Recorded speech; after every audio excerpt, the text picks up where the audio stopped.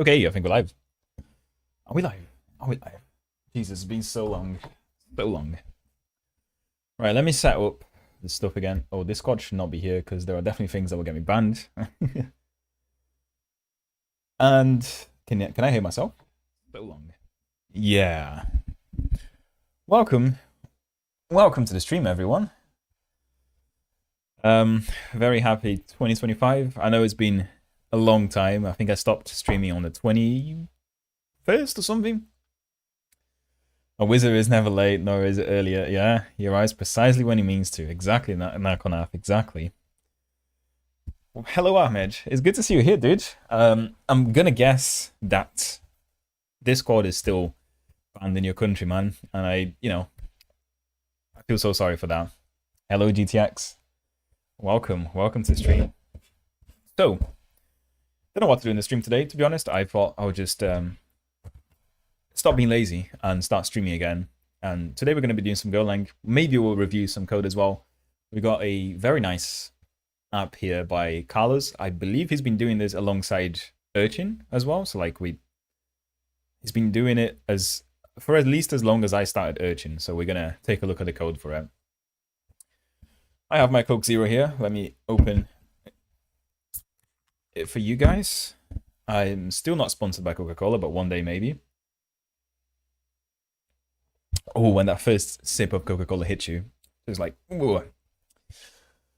You have to ban. He's hating on my anime again.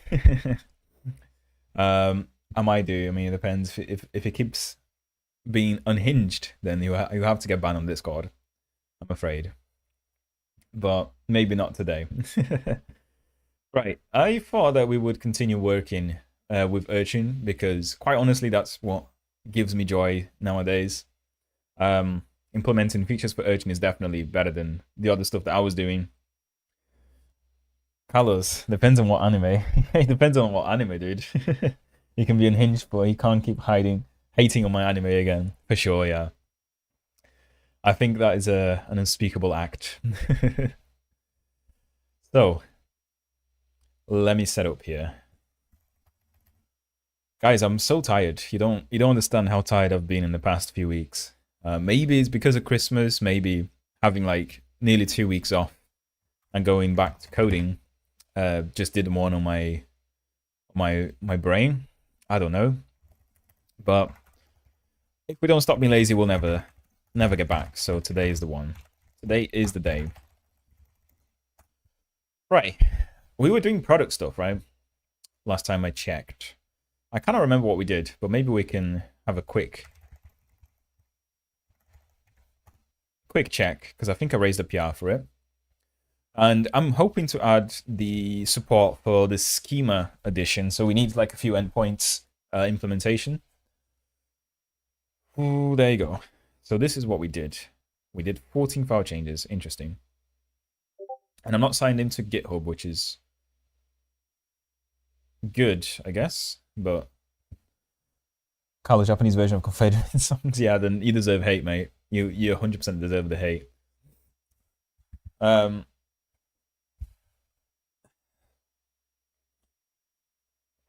anyway, how are you guys doing? It's good to see some of you again. I do wholeheartedly apologize for not streaming and not releasing any videos in the past few weeks. As you can probably guess, especially if you're part of my my Discord, I have been lacking motivation to continue the YouTube work. I don't know why. It's just, it happens every year. Every year it gets to the holiday season and I just feel like not doing anything. And it happens every year. I'm gonna try not to have that again this year, but yeah. No, but the voice is it's something. It's a great thing. Right. Whew. Let me see what we actually did here, because I can't remember. So the idea, oh, there he is. I've become a victim of censorship and terror. Dude, and you'll be a lot more if you don't behave yourself. Stop who? I don't even know how. Dude, I still can't pronounce the name. You need to send me a YouTube video of someone pronouncing your name, like how to pronounce Sopu in Polish, because I don't know. Literally 1984. You've seen nothing yet, dude. Nothing on the news, right? Oh, just some poutine and football as usual. What was I going to do? See, I've already forgotten. Yeah, I'm going to review what I was doing here because I've not seen this code in 20 days. So look it up on Google Translate. That's true. Oh. I can't spell translate.google.com. Right, so if we change this from Portuguese to Polish right here, is it SOP? I can't even check Mokniga. I have seen that, dude, and I don't want to. I know what you're trying to do, and it's not going to work today.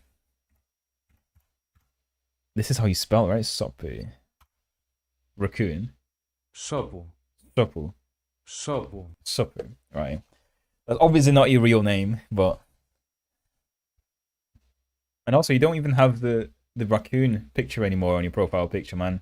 You need to change it to the raccoon. The Java one just isn't cutting anymore, unfortunately. Right. So, I say we do some casual coding at the moment, and then we review Carlos's code, right? Which I assume is very similar to Urchin, because you're probably using the same stuff, right? Tempo, CSS, JavaScript, and Tailwind. So yeah, it's going to be very similar. Are you calling Sopu Alaya? I am, yes. It's actually this U is a random character. Oh right, Sop. Okay, so you don't have the U on it. Cool. Got you, madam. Got you, my man.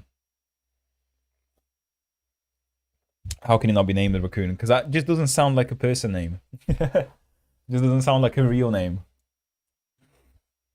His name is probably like Thomas, isn't it? Or something casual. Look at him. Yeah, he does behave like a raccoon, yeah. I'm not gonna lie. Rocket Raccoon is his Marvel rivals. I want your leg though. What's up, Matt? Hello, Robin. Hello, Robin. How's it going? It's good to see you, man. I hope you had a nice Christmas holiday. You know, New Year season, and you were able to do some resting, like I did. I did too much resting, in fact. Let's not get into that again. But yeah. So I'm gonna open up something I never do. So Scally Draw. And again, we have the card table at the moment. What we're gonna do today is add a schema table. Why is this not centered? There you go. And we're gonna have a name for it, name for the schema. We're obviously going to need a UID as well or something, right, I guess. I'll explain to you what the schema will do in a second. Let me just get this down. So, name. We're going to move all this stuff down one. We got the UUID for it. Maybe we don't even need a name. Huh.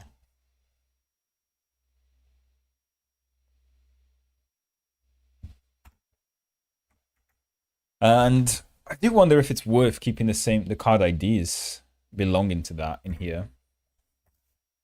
But I'm not sure, to be honest.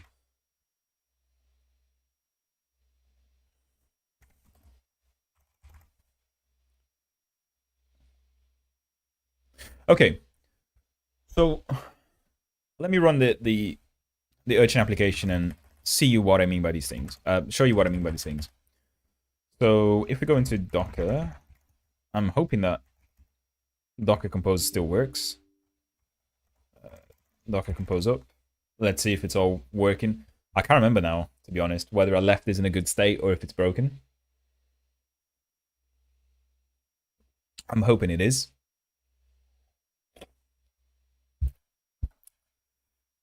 Good to see you, man. Oh, I missed some messages. He is learning. I am learning. My holiday was good. Kind of slow, but okay. Thanks for asking. Yeah, I mean, holiday seasons is generally slow, Robin. Like, especially when it comes to either work or coding, right? No one wants to do any coding. And I can definitely see that on my YouTube analytics, by the way. So my viewership went down by it always goes down every year, quite a lot on the, like 2 weeks for Christmas and New Year's. It just really goes down. So it just shows you that, like, we're not the only ones who don't want to do anything. Everyone else is doing the same thing, right? Even watching videos about coding, people just don't want to. Okay. We're running from the looks of it. Good. So I think it was /product. There you go.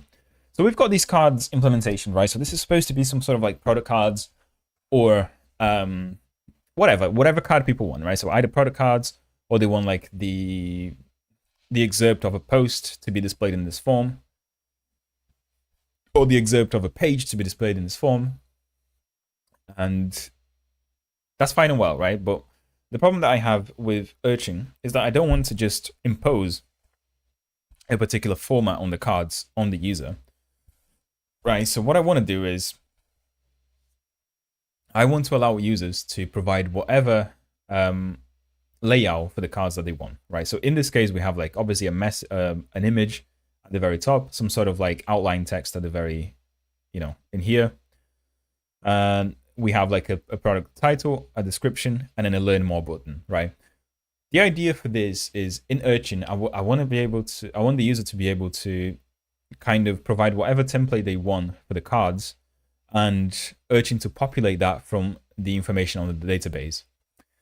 This implies that card information is generic enough, right? So card information has to be stored in the database in a generic form, most likely JSON, where you have like the actual content of the card will be a JSON, where the contents of that JSON will be, dictated by the user. But we do provide endpoints for them to add new cards to the database, which means we somehow have to validate that the user is adding things that make sense. So adding something that adheres to a schema, a JSON schema, right?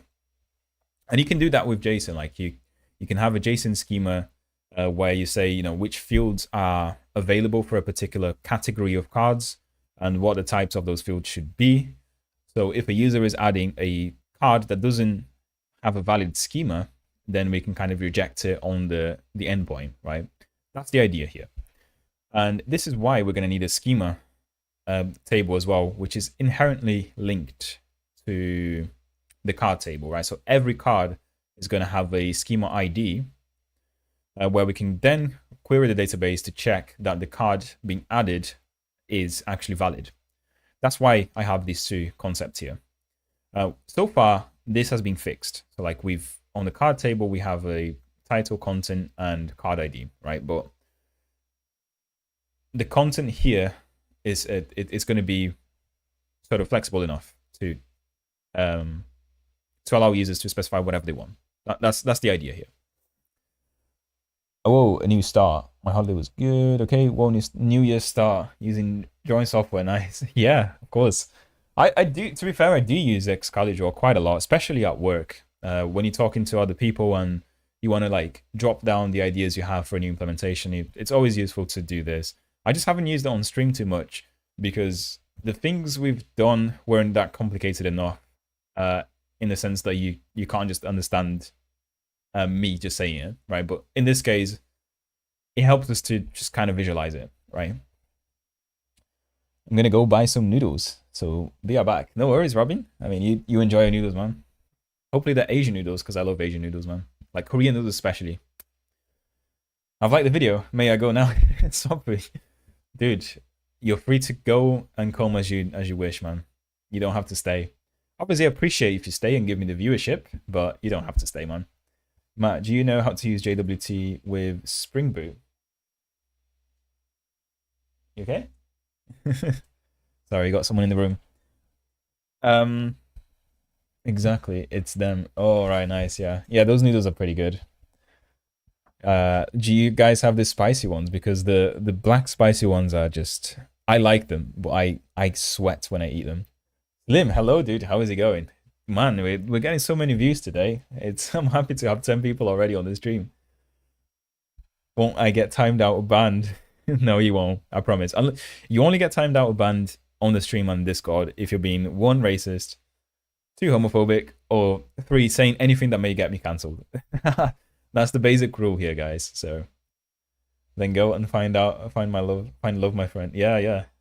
Sapu is having a new date, right? So you've got a new date with a friend, I guess.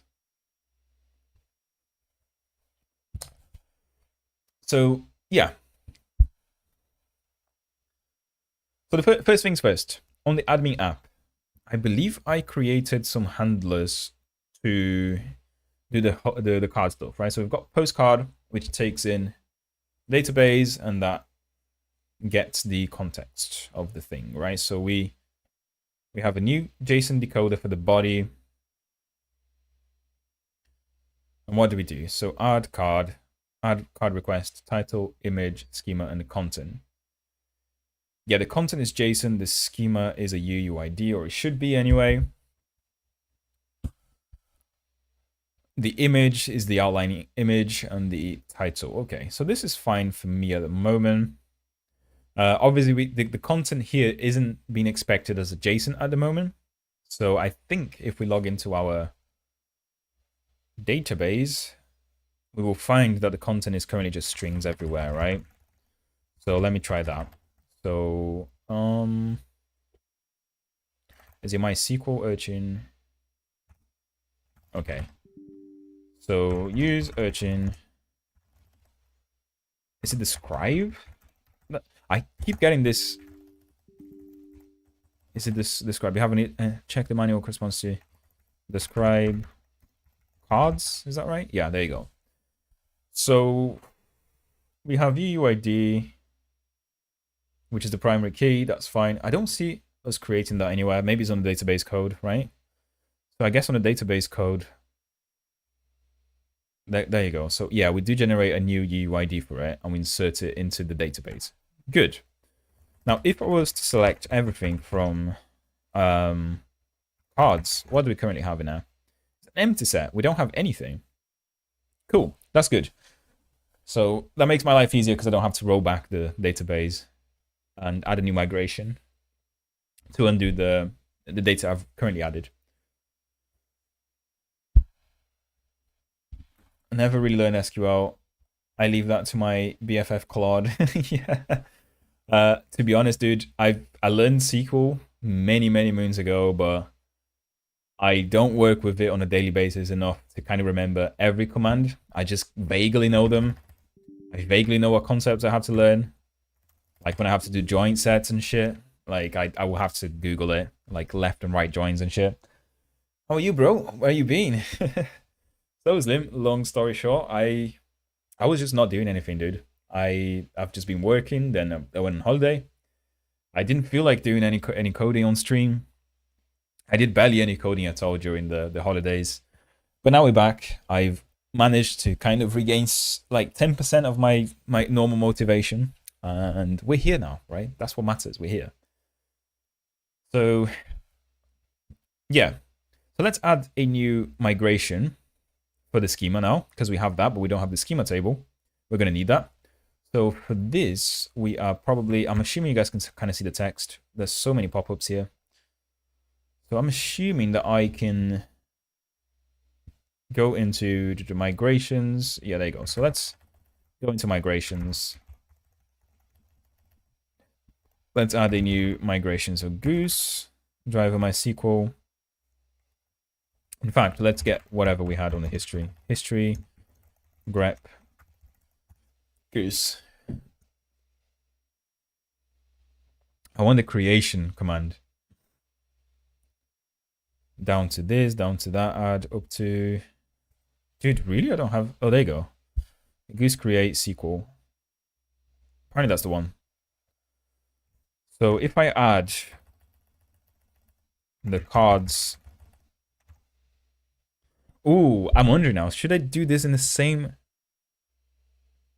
migration as the cards? The reason being is like the cards table doesn't really exist without the schema, right? So I think they should be on the same one. So let's do that. So we create a table, card schema.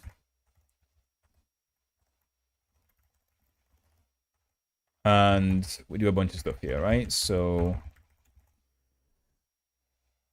I know how to do the basics for a CRUD app, but that's it.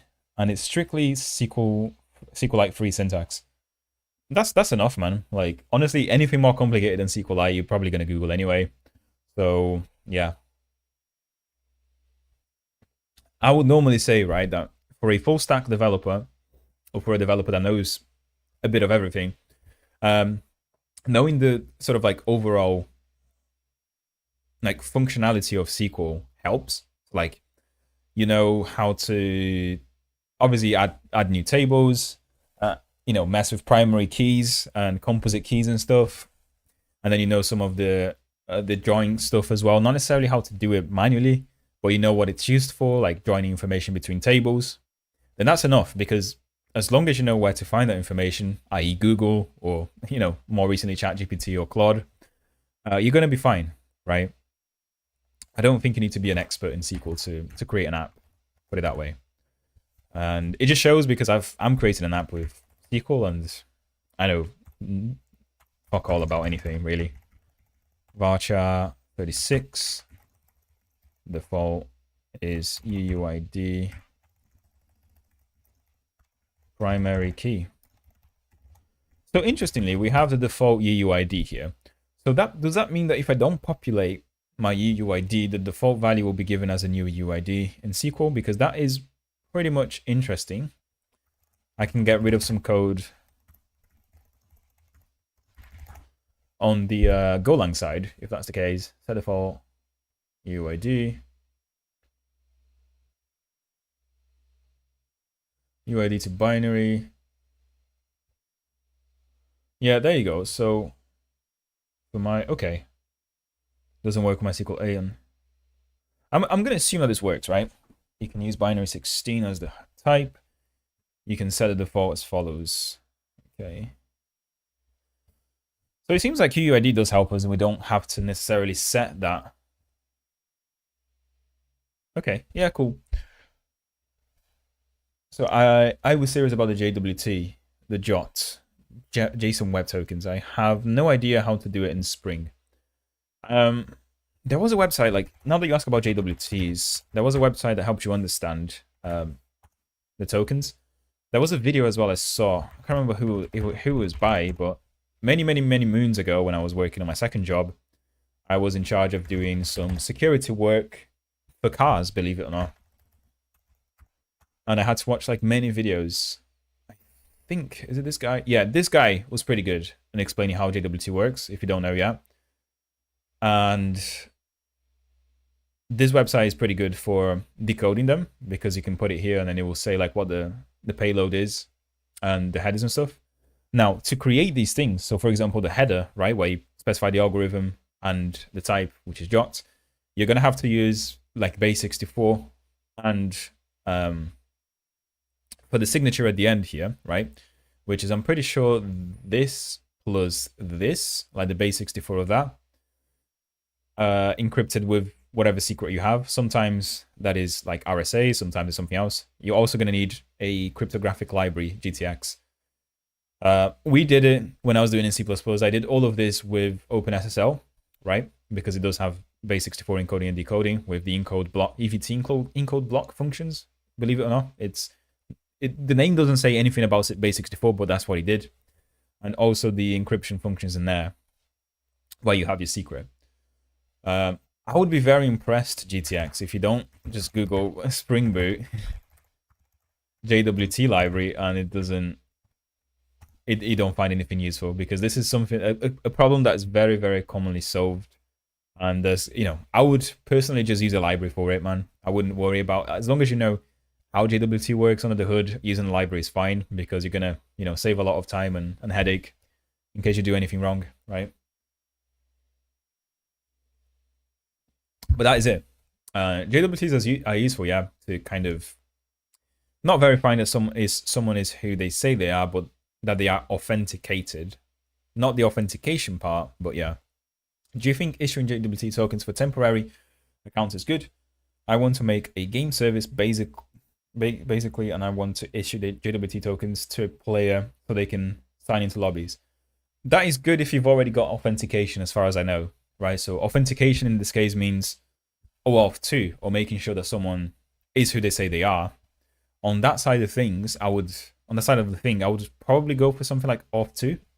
So that's something you can Google as well, OAuth 2. And find a library that does this. That means you'll be able to let users log in with like their Google account, their Facebook account, or something like that. Once you've kind of verified or you've authenticated them, then JWTs are useful to kind of keep them connected, right? So they're useful to kind of like someone needs to hit an endpoint on your game and that needs that needs to have them already authenticated. So JWT is useful for keeping that information. So it basically gives you a little token where you say this user is a valid user for, I don't know, an hour or 50 minutes, if you know what I mean. But I would look at these two things if I were you. So OAuth2 in the first place for actual authentication or authorization, and then JWT for, you know, making sure someone's already authorized before. Currently, I'm sending the secret to the user in plain text when they register for a temporary account. They can use that to do operations like getting their info or signing on to games. Yeah, I mean, it sounds okay. I would just be careful with the way you're sending that secret, to be honest. Make sure it's like really foolproof, because you'll be surprised how easy it is for someone to just hack your system sometimes. But as I said, if you're using these two things, OAuth2, which is pretty much industry standard authorization, and JWT for just kind of keeping some sort of like, it's not really a cookie, but basically, or a session, right? To keep the session, then you're doing fine. But I'd like to use JWT instead of for that. Yeah, the only problem, it just sounds to me that you're using JWTs to initially authenticate the user, and I don't think that's what you should be using it for, though. I don't store emails, so I probably won't ever for this. But yeah, and you don't have to, right? You don't ever have to store it. With OAuth2, you don't store anything. In fact, you get given just like a yes or no answer on what the user is, or who the user is, and whether or not they are who they say they are, if it makes sense. But yeah, do read into those things, though. I think is very useful, especially for those implementing like logging systems and stuff. I would forget about saving emails, passwords, and everything like that. Don't fall into the trap of making your own logging system, because no one does it right. Even I, if I were to do one, I wouldn't do it right. So I would just like rely on OAuth2. Anyway, going back to our code. Yeah, the schema table doesn't exist without the cards table, so we're going to add that in the same thing here. So I will take a look at what we said we're going to do. So UID, content, card IDs, right? So a very simple table. So schema, in fact, the schema, which is going to be, I guess, a varchar or text, I guess, right? Text. And not null as well. Oh, schema. Seems to be a keyword already for whatever this is. And card IDs, right? So card IDs now is an array of UIDs. Ooh. So how do I do that? Right, so SQL array of UUID. What in hell has happened to the background of Stack Exchange here? What is this? What am I seeing? What cursed UI bug have I hit? Is this intentional? Is this actually intentional on dark mode? Because this looks like Excel and it makes me throw up. What the hell? I'm getting dizzy by just scrolling down. A lot of tongue twisters, eh? Yeah, a lot of tongue twisters. JWT's OAuth. Yeah. So I'm gonna go use OAuth2 in the future for registered users, if I even get there. I'm sure you will. Yeah, I rolled my own auth for the project Matt's gonna review later, and trust me, it's definitely not safe. How long will it take us to hack your login system? That's my question. We can try that. And if it's really unsafe, it might be quick. Right, so how can I cast text into array of U? No, I just want to have an array of UUIDs, right? That's what I want to do. So how can I select users based on array? So SQL array of type, right? That's what we can do. Do we have SQL? Actually, guys, I'm just gonna cheat and go on ChatGPT, because I can't be asked reading through all of these different sources. So how to store arrays of UIDs in a table in Maria SQL. Let's go. Let's go.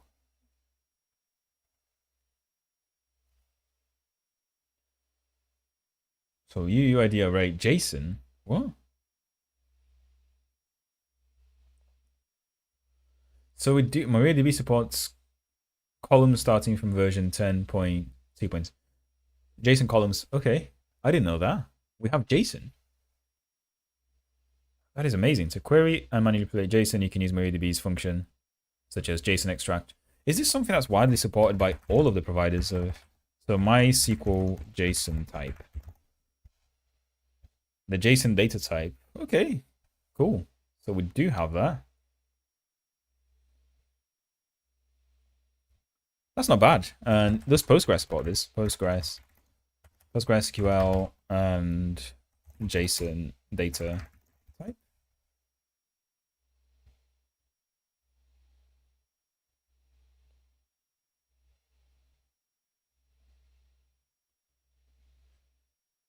Okay. It seems like we do have some JSON support as well. Yeah, cool. I didn't know that. I didn't know we had a dedicated SQL type for JSON. You have a separate table, separate. That's how you should do it by the book. Yeah, I mean, I could do it by the book and normalize it, but I don't really want to normalize it. You see what I mean? Like, these two tables are fine. You know, the problem with it's not really a problem in our case because the app is very small, but when you do it by the book all the time in SQL, you end up with like a lot of tables that define relationships, right? So yes, in this case, we could have something like, where is it? So the schema here, we could have a different table that says something like, so schema, I don't know, schema to card, right? Or something. And this would have something like schema UUID, which is going to be a text or whatever, or UUID. Oh my god. Dark mode Excalibur is cursed as well, not going to lie. And we also have like a card UUID, right? Which is a UUID. And this relationship sits on a different table, which is fine, right? But what is the problem with this? With large systems, you kind of want to minimize the number of queries you're doing to the database, especially like when you're crossing tables. So in a way, normalization all the time isn't really something you should aspire for because it can make your app slow because you're doing more queries to the database. Like you're querying 3 different tables essentially to get whether or not a particular card is valid. In my case, it's more of the fact that I don't want to have a different table on top of that as well. Like, it just sounds like more work for me. Whereas I can just have it here as a JSON or an array of UUID, and I'm fine to do that programmatically. So like, I would have to, if I want to check that say I was to delete a schema, right? I then can just query one table to get all of my cards that are currently under this schema and delete them as well, right? Because that's what you have to do when you delete a schema.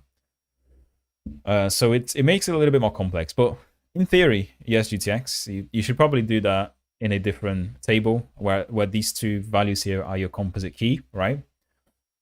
But I don't want to do that in this case. That's because of whatever I just explained. Daughter asleep on my arm. Oh, dude, that is beautiful, Ahmed. Beautiful. Playing Diablo 2 with the other. Is it the what's it called? The restored version? Was it the reworked version of Diablo 2? Because I've got that. Arconaf, if you ever want to play, let me know. Farming lower Kuras cheap chests for runes. Nice. Listening, watching Giga Chat, man. One into life is good. Typing with one other hand. I appreciate it. I appreciate that. But yeah, Diablo 2 is sick. Diablo 2 is sick. I haven't actually finished it myself. I bought the reworked game. I think it was like 2 years ago. I played it for about 20 hours and then I never went back to it. So it will be a good game to play. So yeah, let's continue, shall we? So card IDs, this is going to be a JSON. Not no here. And then we also drop table card schemas. Resurrected. That's the one, yeah. Resurrected. That's the one I've got. You know, my favorite game has, for a long time, you know, since I was a child, has been Diablo 1. Diablo 1 is amazing. So, I absolutely love it. Right, now that we've got that, can we do a goose up? Goose up. Current version is that. Goose down to, let's see, 2024 03 23. Right, table. Failed to run MySQL, failed to execute SQL query, drop table cards. Drop table card schema. You have an error in your SQL. Okay, so that's fine. It's just that this is kind of bad. So we can create table card. I'm going to cheat this.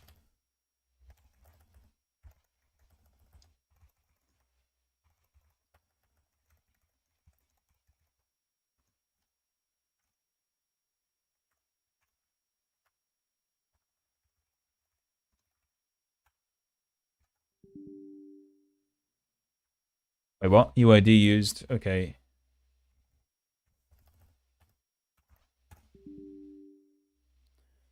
ID used. Wait, what am I not doing right here?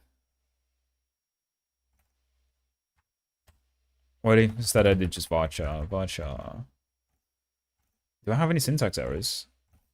Should that have a space in it?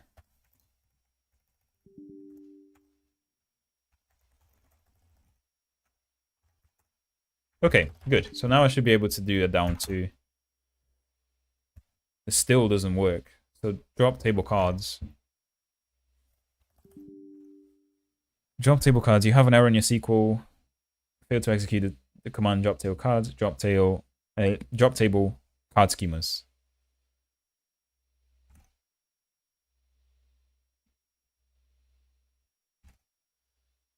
What? Why is it not going down? Failed to run the SQL migration. Failed to execute. Ah, fresh meat. Yeah. The butcher. I love the butcher. Fresh meat. You know, I still to this day play with friends sometimes. When they come around, we just, you know, have a few drinks and sit there playing Diablo 1 from start and seeing how far we can get. And usually the butcher is the one that takes the most time for sure. So it corresponds to your MySQL DB. So check the manual. It doesn't say what the error is either, which is interesting. Fail to execute SQL command drop table cards. Why? Card schemas. Not no. We do have everything we need here. We do have.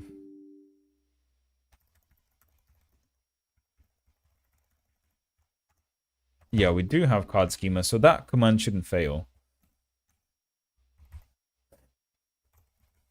Card schemas, card schemas.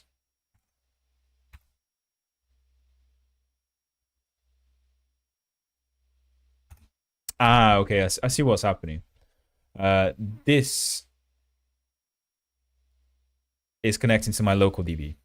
That is why. I can see that because GoCMS has not been the name of the database in a while. So maybe check exists. Yeah, it does exist. It's just it's using the wrong database. Put it that way. So Goose driver MySQL. I think that I will exit this. Root MySQL Urchin.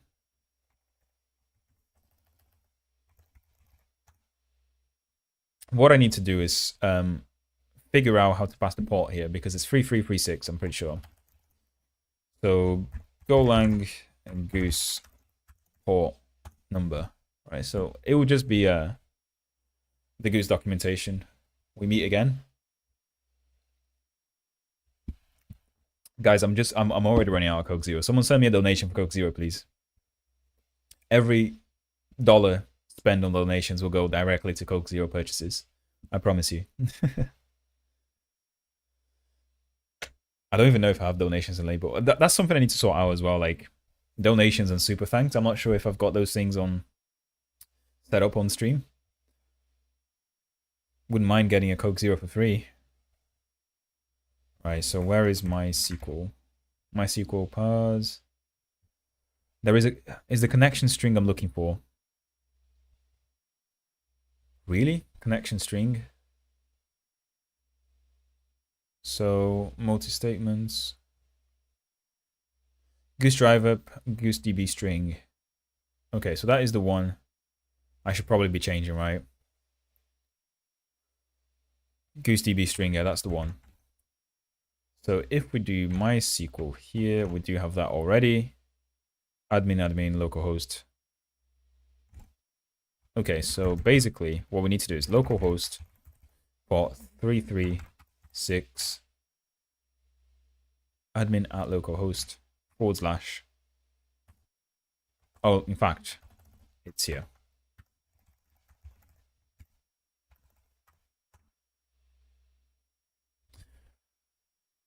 Default network unknown. Interesting. Interesting indeed.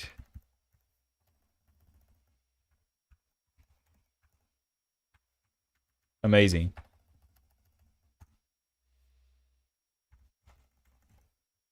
So this one doesn't quite work for the... Oh, there's a documentation. Okay, okay. Presley Goose. So DB string, database. Okay, the default documentation for the variables is just this. Amazing. Coke Zero is more than water. Yeah, of course. Ah. So.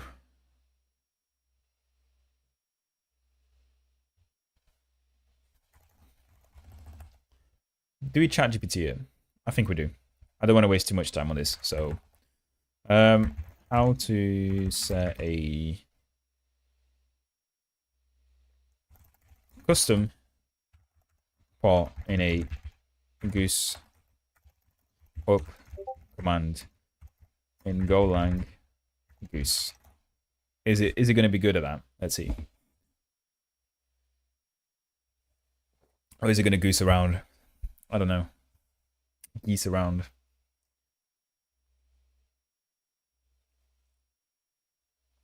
TCP localhost. Okay, let's try that. Let's try that.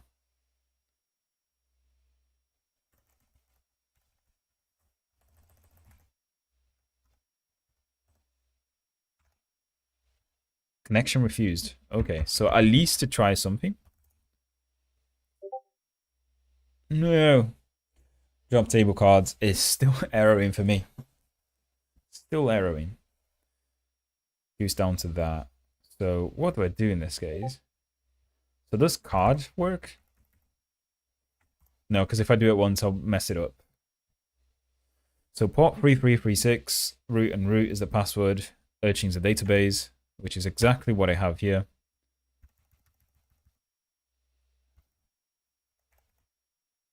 SQL. Access denied for MySQL.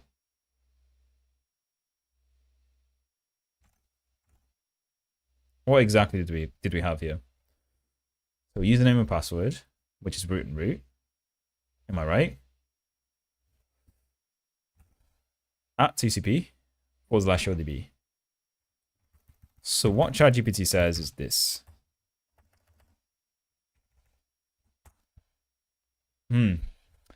Great. So what do I do now? I think what I do now is I essentially just delete everything manually because I'm not wasting a lot of time on this. So let's log into that. Let's use Urchin. And let's drop table. Card schemas. Cards.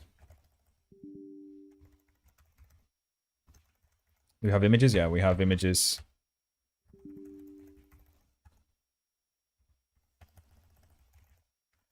We have posts as well. I need to just delete all of the data, all of the tables we've got. So MySQL show tables. Show tables. Believe it or not, it's just called show tables. Show tables. Yeah, and then we delete this too as well, and then just do a goose up, right? Because that's what we care about. So far, migrations has kind of not worked completely for me. I may be doing something wrong here. You're not really supposed to edit a migrations after you've done it up, basically. You're supposed to go down and then edit and then bring it up. That's what we did. That was wrong, but yeah. All right, let's try that now. So goose up. Oh, not quite. So fail to run SQL, fail to execute SQL table cards, varchar, whatever. JSON, you have an error in your SQL syntax. You have an error in your SQL syntax. Check that corresponds. So UUID is invalid. Align A. Align A.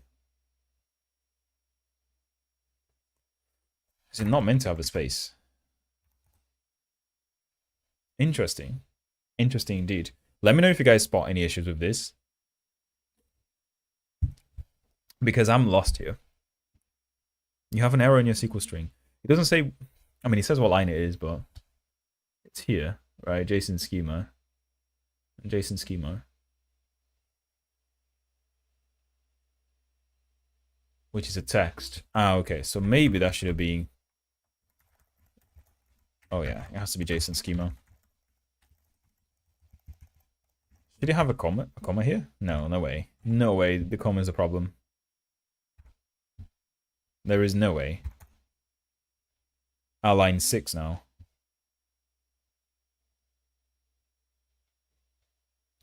All the brackets close properly. So now the error is on line 6 in here. UUID varchar. Either that or that. Is it because it's not meant to be UID, so just ID, I guess? Is UID something that is... Oh yeah, it is a keyword. Nah. ID, it doesn't like ID either. Damn it. Damn it, damn it. So, you have an error in the SQL syntax. I just wish it would tell me what the error is, though. I wish it would tell me. Is the font supposed to have parentheses? Good question. Probably not, because default is just a keyword, right? It's not really a function. Ah, you might be right, actually, yeah. No. Is it meant to have parentheses? Is it meant to have parentheses? Let's see. By the way, welcome to the stream, Andrew. Good to see you here, dude. I think I've seen you before on stream, right? So default SQL constraint. So the default constraint is used to set a default value for a column. The default value will be added to all new records if no other value is specified. Right. So default sadness. Default sadness. Yeah, it's not meant to have a thing, a parameter on it, which is nice. This is why I stick to SQLite 3. Yeah. For some reason, it kind of makes me think that UUID is not a problem. Because it is a reserved keyword, right? Because we have it here. But I'm going to try adding as a name anyway. So default UUID in SQL. Let's try that. So default UUID in SQL. We've searched for this before. So we're here again.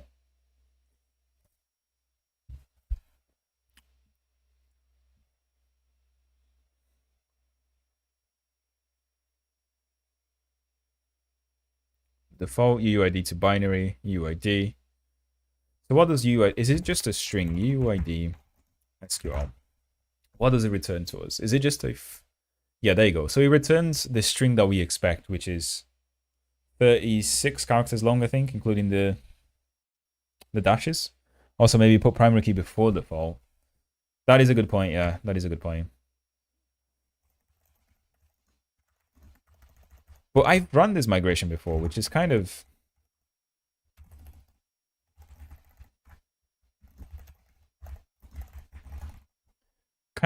puzzling, to be honest. Primary key. Okay.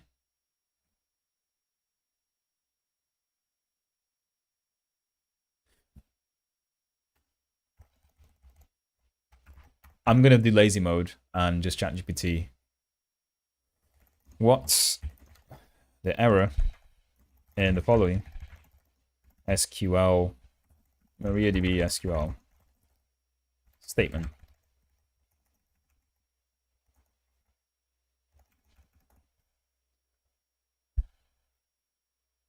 Is ChatGPT going to pick it up? So trailing comma. Okay, we're not supposed to have the trailing comma. I mean, there's still an error in there. So trailing comma UID is default. Use default UID. The use of default UID is valid if your MariaDB version supports it. 10 plus. Make sure your MariaDB supports generating. Maybe we just remove that UID, right? Default. Maybe that is the problem. Maybe we don't have MariaDB version 10 onwards.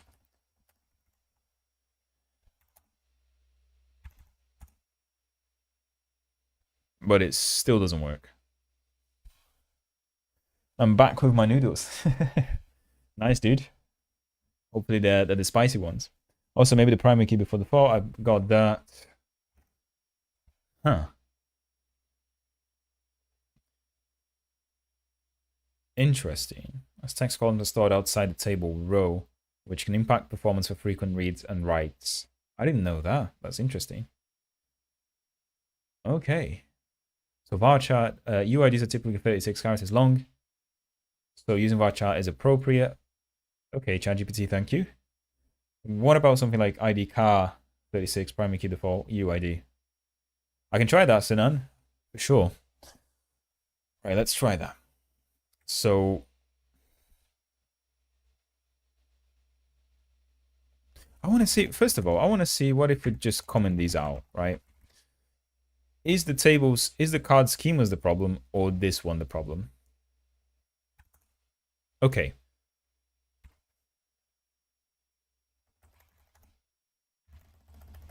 Okay, good. Now, so the problem is actually here, right? So this is fine as it is, the cards, which means default was working. Default UUID. Let's comment that out again and run it. Goose up, right? So that worked as well. So the default UID does work. The problem is here. Somehow create table card schemas. Okay. So the problem is here. Goose down. Is the field allowed to have the name UUID? I guess so. Yeah, I was wondering that as well, but it seems like this migration ran fine. So this is there's gonna be something in here that's kind of fucking up everything for us. Text not no, image location, JSON schema not no, card IDs.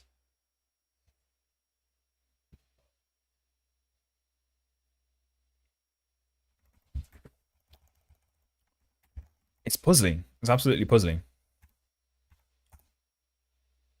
Huh. I am allowed to do 2 different create tables inside the same migration, right? This is not something I don't know about, right? Let's see. Can you create 2 tables in the same migration SQL file? Yes. I got to run off the stream for a bit. I have to focus on copying what I send as a DM into code. Yeah, no worries, dude. Go for it. Focus. Leave the stream open though if you can.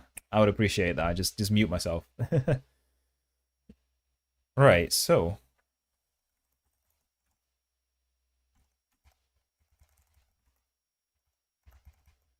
yeah. Uh-huh. Line 8.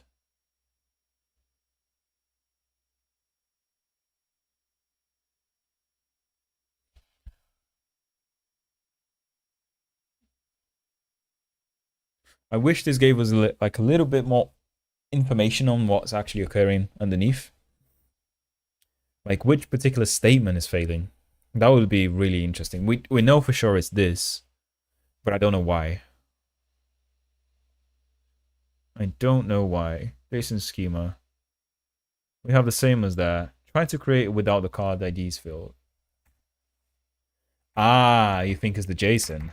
I see where you're going. I see where you're going.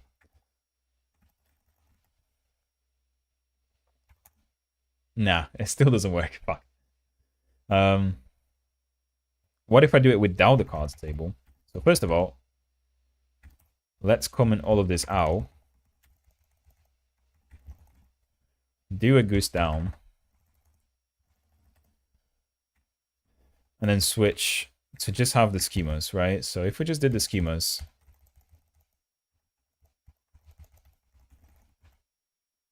What do we have? So it seems like as soon as we have two tables, that is when it froze. So my question is, does Goose support creating two different tables in the migration? It should do in theory, right? It just runs through the commands one by one. But yeah. Okay, I'm very, very confused now. So just to make sure, we do have select everything from card schema, is that right?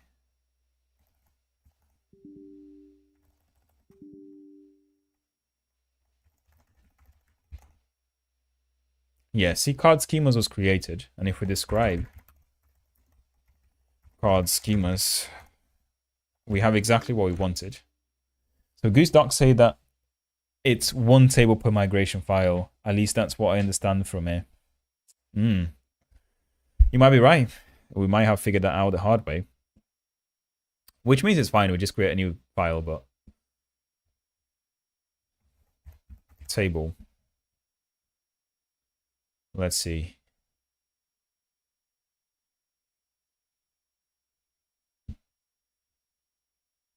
Yeah, all of their examples only have one table. If you look at it, create or replace function, historic partition. This is stored procedures, I think. Create or replace function test. Yeah, let's assume it only does one per file, right? So it's fine. Not the end of the world. What we're gonna do is we're gonna do a goose down, and then we're gonna uncomment the cards because this is primarily meant for the cards, and we're just gonna add a new one, I guess. Goose create, add cards table, add cards schema table, and we're gonna paste all of that into here.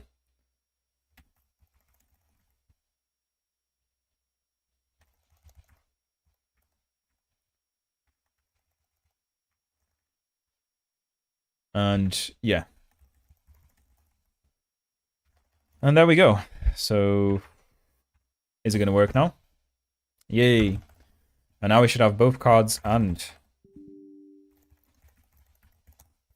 card schemas in there. Okay, good. Right.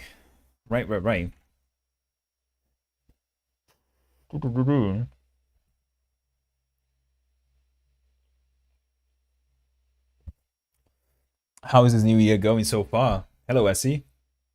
It's not been bad, man. To be honest, apart from the lack of motivation in streaming and coding in general, it's been okay. I can't complain. I mean, unlike many people out there, I still have my job, right? Which is good news. And yeah, spend some time with family. I perhaps did too much resting. I should have been more productive. But it's not too bad. So how is it going for you, Essie? By the way, welcome to the stream. I'm not sure if you have a different account with a different name before, but this is the first time I'm seeing that account. So please, guys, like and subscribe to the video. I've not begged yet today, but this is my only time begging. Please do. It helps me out quite a lot. Right, so now in theory, we should be able to start the code. I mean, it took us, what, an hour to just chat and then do this, which is interesting. Resting is good. I spend most of my vacation grinding Marvel Rivals. What a productive way to spend your vacations, dude. And I can't complain because I watched so many films. I watched Gladiator 1 and 2 back to back. That is how good it was. Like, and I just sat there on the sofa with like a can of Coca-Cola, had some snacks, and then just watched it. And it was good. It's good to feel that every now and then. You know, most of the time I'm just worried about feeling productive and I forget to kind of rest a little bit. And yeah. And maybe that's the reason why I get like breakdowns, why I get lack of motivation every year, all the time. It's just because during the year I don't rest that much when I think about it. I rarely go on any holidays. I rarely take time off. To be honest, I carry some of my days every year because I have like holiday days left over. But this year is going to be different. I'm gonna try and take some more holidays, try and enjoy life a little bit more, for sure. And I think you guys should do that too. Don't just sit in front of a computer 12 hours a day, because, you know, at some point you are going to get a breakdown, and that's not good for anyone, really. I also rewatched all 7 seasons of Malcolm in the Middle. Dude, I need to get back to that. I watched it as a kid. That series is amazing. I watched it as a kid.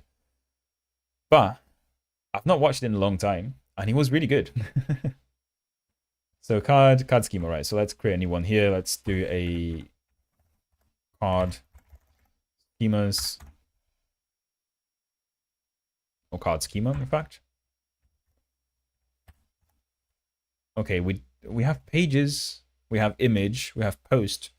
So the only one that's out of the system we've got going on here is pages, because that's the only plural one, right? Yeah. Post schema handler. Right, this is where I do something like type add card schema request struct. And this is where we have a bunch of these. I'm going to put that in here as well. We're going to just keep that for now. So we do have card. Oh, sorry. We describe card schemas. I just want to see what I have to encode here.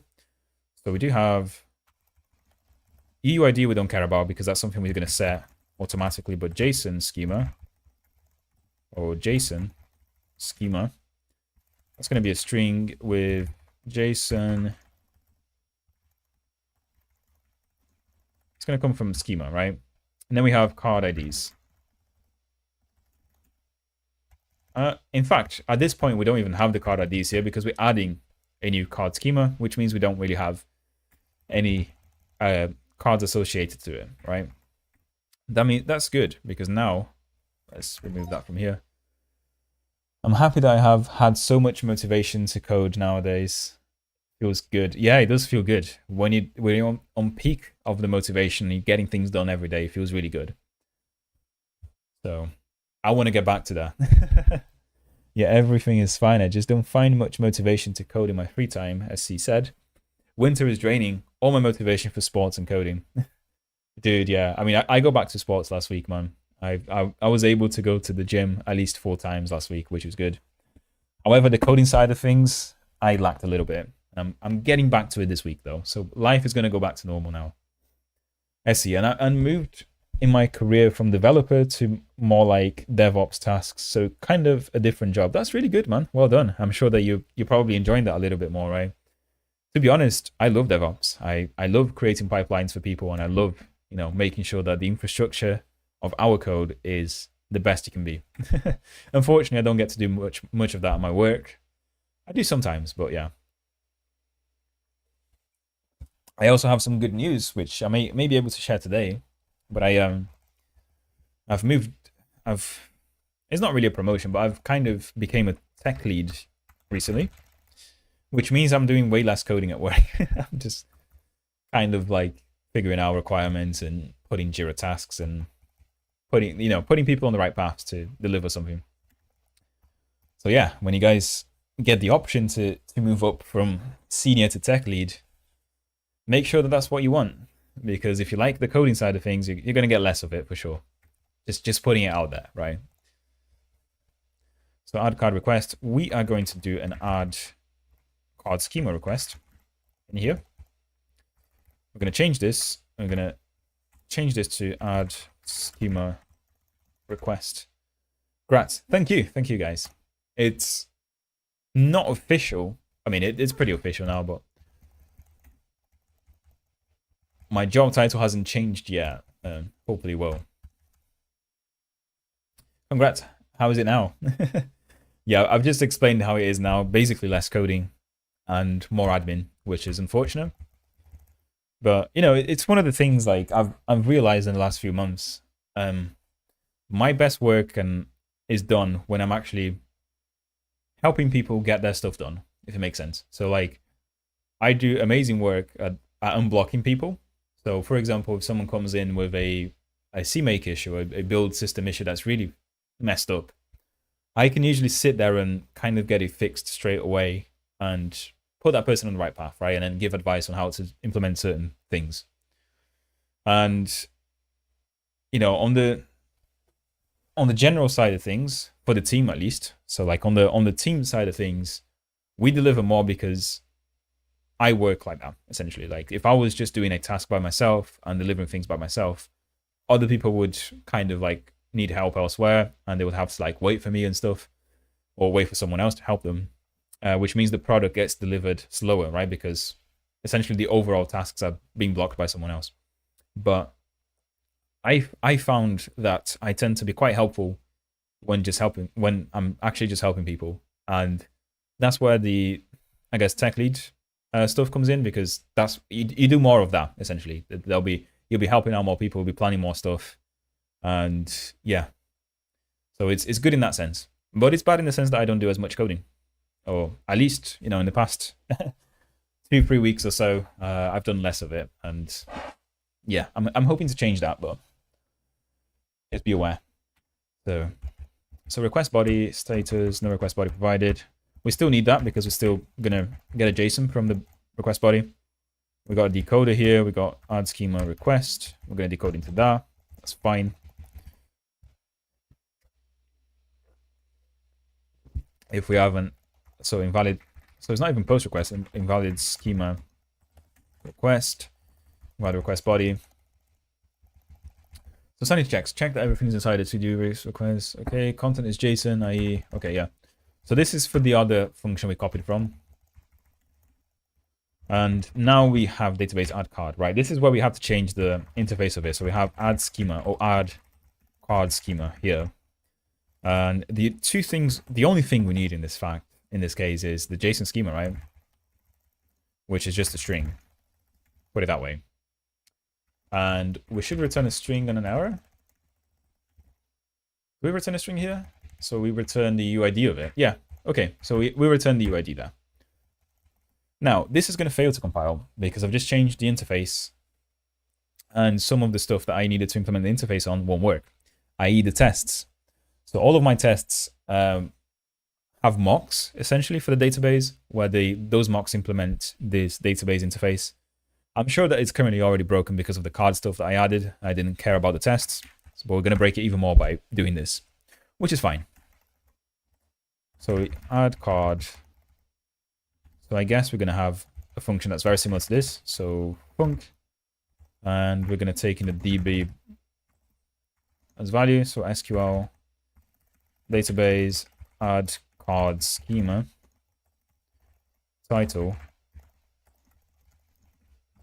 Why am I copying that? So we just want the JSON schema here, right? Ooh. Wrong brackets, bro. Okay. And yeah, obviously in here, we kind of have, again, we're going to generate a UID.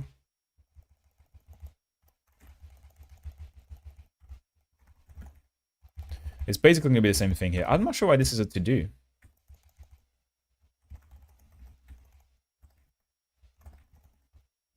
Error. Okay. Not sure why that was a to-do. We are generating it already. So insert into card schemas.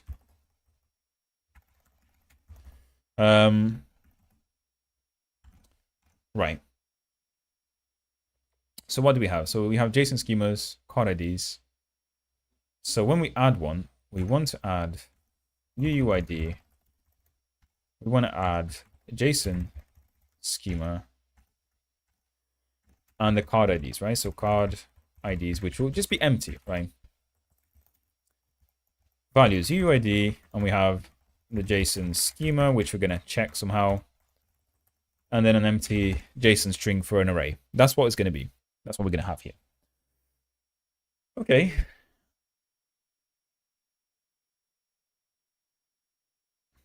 That sounds about right to me. So do I have anything more interesting? No, I think that's it. That's it, really. Now, so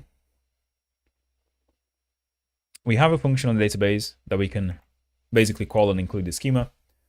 I do wonder whether we want to check this. This is a valid schema.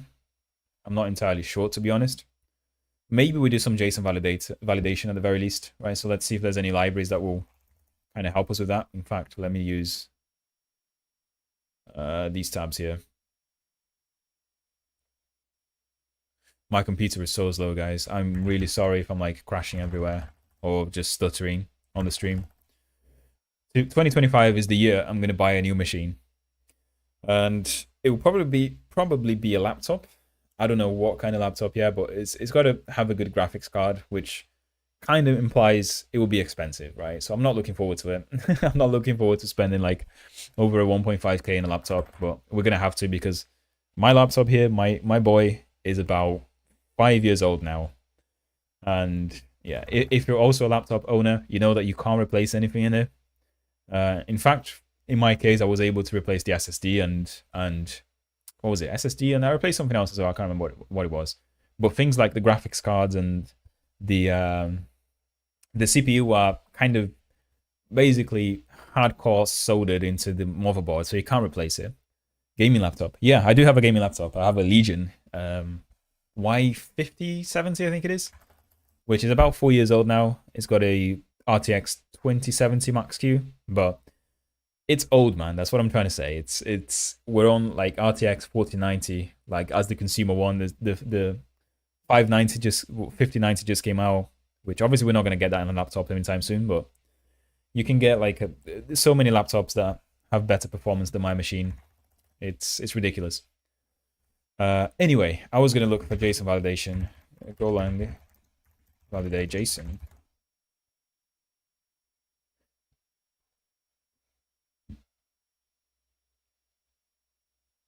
JSON is valid, has been valid. Oh. Since Golang v1.9, JSON.valid has been a valid method available from the encoding JSON package. And what does that do? Valid reports where the data is valid JSON encoding. Yeah, we can at least do this, right? I guess. I hate Windows laptops. They just become so slow after a few years. Meanwhile, a MacBook just works so good. The only problem is that it's Mac. Yeah, I find the same, Robin. I find the exact same, dude. For me, I'm not sure about you guys, but for me, when I buy a laptop and Windows is the primary OS on it, after 4 years, it becomes like really slow. Mine is already like on 4 years and a half, for example. So you can guess it's kind of slow. I think that's probably because Windows just keeps pushing updates after updates that require more and more resources every time, and they don't really release any like lightweight updates for older machines, so it just becomes slower. Unfortunately, it's just the lifetime of things, right? That's the way I see everything. Actually, it's just I'm renting everything that I own, even though like you buy something like a laptop. In the long term, it's just a rent, right? Because you're only going to have to use that. You're only going to be able to use that laptop for like 4 or 5 years max. So you got to figure out whether or not you're getting good value for your money. And yeah, in my case, I'm kind of unlucky because all of the good laptops nowadays are very expensive because graphics cards are very expensive because this whole AI thing that's just going crazy and crazy, right? And yeah, for people like me and you, we're just going to have to pay the high price. I'm not a fan of it, but sorry, that was a hot take on the laptop industry. the big laptop industry. I disagree with them, of course. Okay. Yeah, so we have add card schema,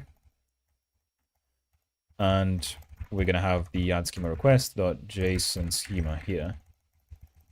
Now, this is the bit where we actually want to validate that the content of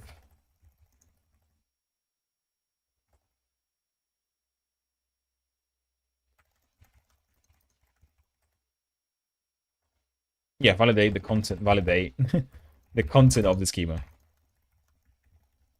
So I'm going to let the users pass just the flat out schema. Oh, I do wonder now. So should we have done a name? Should we have done a name on it? Because, like, yes, the user will possibly give us a...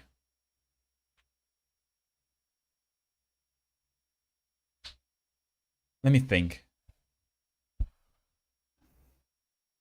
Yeah, so I'm thinking that maybe we should have a name on it so that the user can refer to it, right?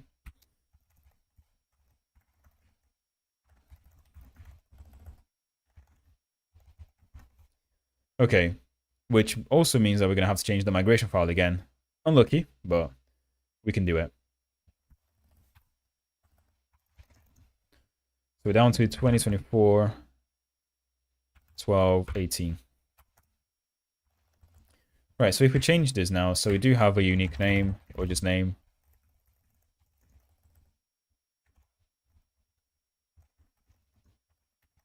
Okay. Oh, name is a reserved keyword. I guess not. Right. Yeah, so we have a name now. And let me get an example of a JSON schema online.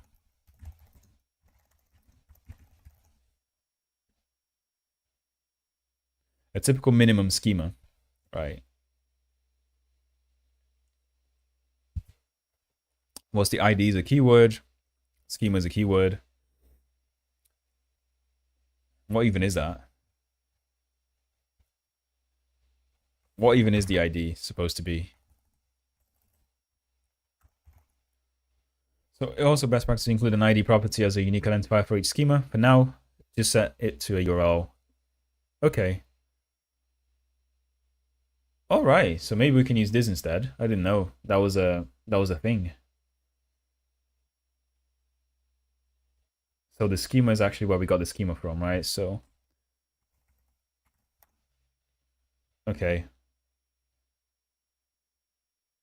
Title object. Title person, object, properties, instance data model. Okay, so first name, so how is this going to this? Our properties, first name, type string.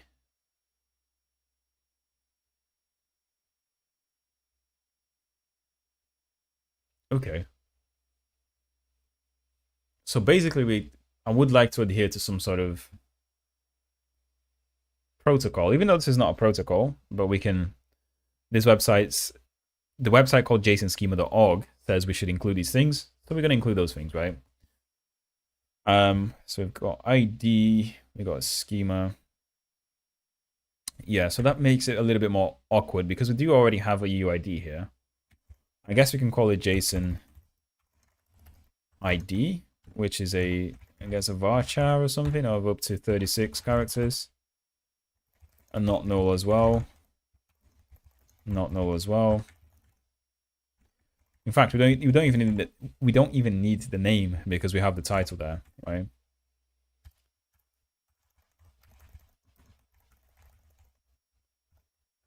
I'm using 56 here. I'm using 36 here, but really, let's put it to 50. So it's at most 50 characters long. You gave it 5 years, which is very impressive. I am not live. MB, ignore this. That's all right. That's all right, Liam. Welcome to the stream, dude. Yeah, I mean, I gave it 5 years. I gave it 5 years. And the reason, the only reason why it's lasted so long is because one, I replaced my hard drive with an SSD, which I was, believe it or not, able to do that. So I've got like a 2 terabyte SSD in here. And the RAM as well. I increased the RAM from 16 gigabytes to 32. That's the other thing I was able to replace as well. It's DDR4 though, but was it DDR5? Yeah, DDR4. So fairly slow anyway. But yeah, I agree. It's very impressive anyway, because most of my laptops in the past have lasted like 3 or 4 years top. This one is still going. And, truth be told, I don't even need to replace it yet, because I can still keep going for another year with this laptop if I wanted to save all my money, which I might. That's one of the things about myself, guys. I don't like spending money. I'm not sure if you can tell, but I hate spending money. I save it all. Yeah, so we've got the ID, we've got the JSON schema. Let's put these in order, right? JSON schema, JSON title, type object. What is the type? Instance data model, annotation keyword, validation keyword,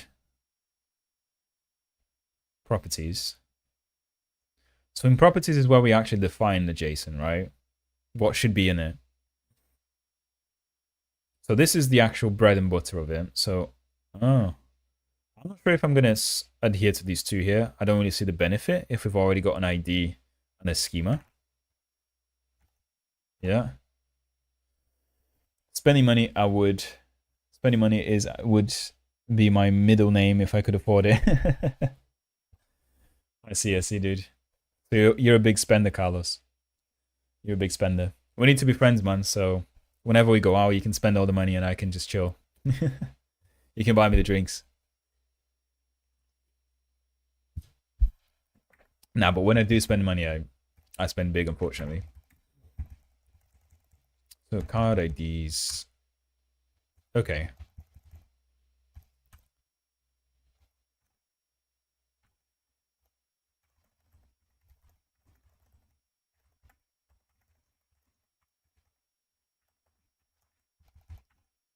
So JSON schema, let's set it to a varchar as well. So varchar 50, not though. Okay. A schema is the actual field where we will store the data, right? Which means we've changed things around, but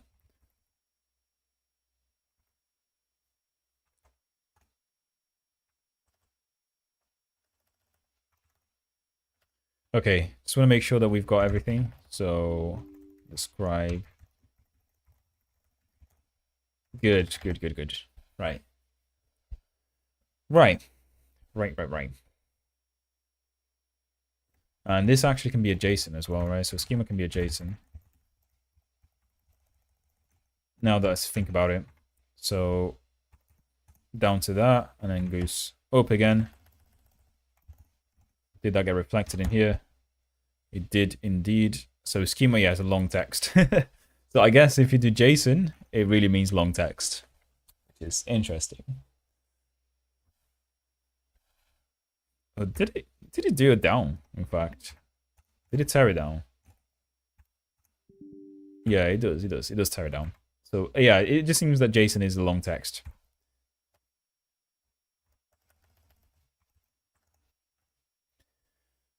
Right. In my younger days, my friends and I would spend about $50 on Rome and get absolutely obliterated. Yeah, that's, everyone did that in their younger days, right? I'm telling you to pull up to Belize and we can hang everything pretty affordable here. Dude, I might at some point. I've never been to the... Is it in Caribbean, right? I've never been to the Caribbean, and yeah, it's just below Mexico, I guess. Is that considered the Caribbean or Central America? Yeah, I don't know. Say Central America. Yeah, I've never been to that part of the world anyway. So I would love to visit at some point. Problem is, getting from here to anywhere in the Caribbean or Central America is pretty expensive, flights-wise. It's in the Caribbean, yeah, both CA and Central America. Ah, okay, yeah, cool. So yeah, I'll let you know, Carlos, when I'm pulling up, man. You can show me around. And I can get to practice my... I guess you guys speak Spanish, right? I can get to practice my Spanish that I've studied for like 10 years and never did anything with it. Right. Now, what does that mean for our code? That means that we need to add all these things in here now. So, again, I'm going to put this on top and then just JSON ID.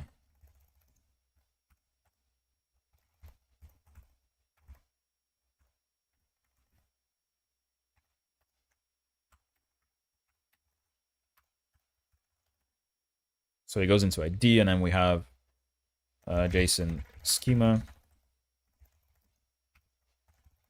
Oh, which is already a thing, yeah.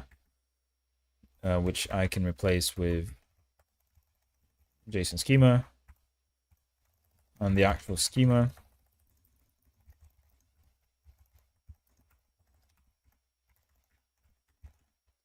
Remove that name. We've got 3, 1, 2, 3 JSON title, I guess. This seems to just be some annotation, right? So JSON.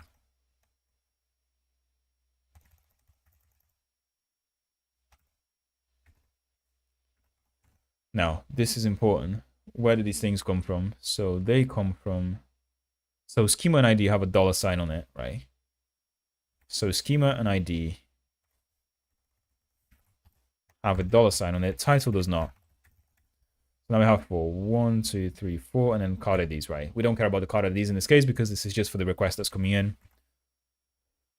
Phew, just did a successful release without any issues. Let's go. Yeah, man, it's got to feel good, right? When you do that deployment and it's no issues. That's all. Okay. So we must decode everything into the add request here. And we can validate things now with a little bit of help from the Go standard library. So it seems like if we do JSON valid, JSON.valid, and we have to pass JSON bytes into it, right? Yeah. So JSON.valid, it takes bytes. We've decoded into the decoder. Ooh, okay.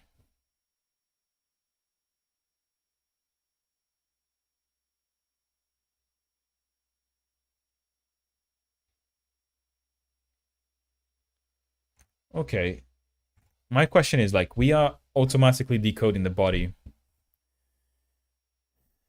into add schema request, right? But we want the bytes of it. So what is c.request.body?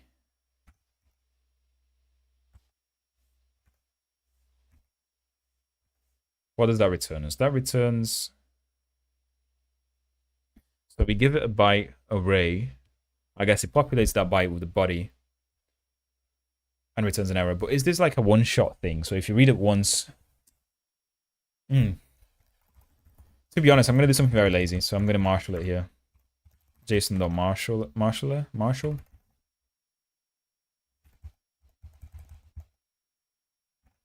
Nah, I'm not going to do it lazy. I'm going to... Yeah, I think the best way to do things here, like, use it once, use the body once to read out the bytes, save the byte array here, or keep it in the memory. And then with the same byte array, we unmarshal it to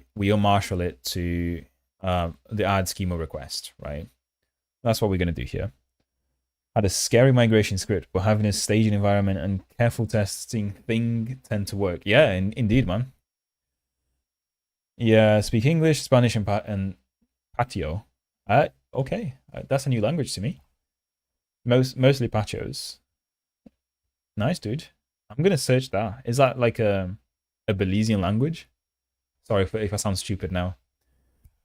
So the closest thing I had ever done to SIT to SSTH, I don't know what it means. Like, that was changing the format of some invoices in a database of Word files to match the new format so they could be printed. It was 15 years ago. Yeah, migration work sucks, man. Migration work sucks. Have you guys ever done any PHP, by the way? In fact, have you ever played with WordPress or something like WordPress? Because believe it or not, my first kind of like programming experience was with WordPress back in the day when I was doing some like very, very minor plugins. And I had very, very popular websites, believe it or not, in Brazilian Portuguese. And every now and then I would have to migrate the server because I would get like a cheaper deal somewhere else, or someone would just offer the hosting for free if I include the banner on their website and on my website. And dealing with PHP MyAdmin and databases with WordPress was a pain. Sometimes you'd migrate into a newer version of WordPress and then like something would break and you'd lose some stuff. So yeah, I mean, I can't stress it enough, guys. Always back up your stuff before you migrate. Always back up your stuff before you migrate, because you will there will be some problems. I'm a beginner at Golang and I learned it in 2025. Give me some tips. How would you get started and get a Go job?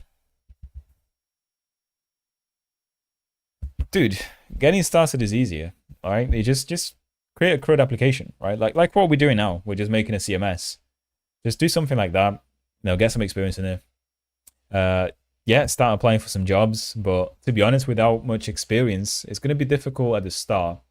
But once you get more comfortable with the code, once you can kind of ace the interviews a little bit better, yeah, you're gonna have a much better shot, man. But it's important to practice every day, though, or at least every other day if you're just getting started. I've never done PHP.